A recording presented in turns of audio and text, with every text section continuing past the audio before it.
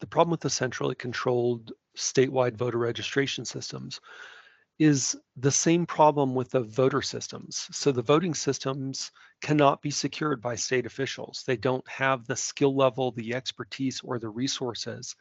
If people were good enough to be securing these computerized systems against the kind of threats they face now from other countries, from hostile non-state actors, they would be making, mid to high six-figure salaries working for some of the big tech companies, but they just don't have those kind of resources. We have a shortage of cyber personnel in the United States.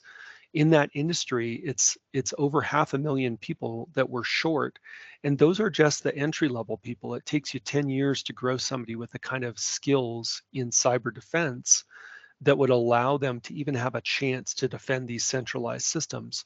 So our systems are effectively undefended.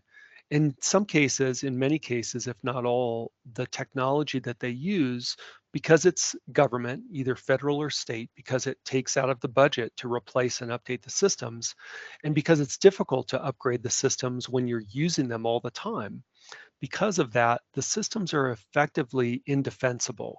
So not only don't we have the people and the systems and the processes, I mean, there have been industry surveys of state election officials that have found that they don't even universally employ. In fact, only 50% or so employ just basic cyber hygiene like two-factor authentication in their systems. Many of them don't even understand what two-factor authentication is, and they claim to be using two-factor authentication for access to their system when in fact what they're using is two-step and not two-factor. And so there's those kind of examples that just prove the point. In few exceptions, the systems are undefensible. So in addition to them being undefendable or undefensible, they are centralized, and that makes them ripe fruit. It's like, if you're walking down the sidewalk and there's a $20 bill sitting on the sidewalk, it probably won't be sitting there for very long. Well, if you're walking down the sidewalk and there's a $1 trillion bill sitting on it, which is essentially what it is to be able to control US elections, it won't be sitting there very long, and it's been sitting there a long time.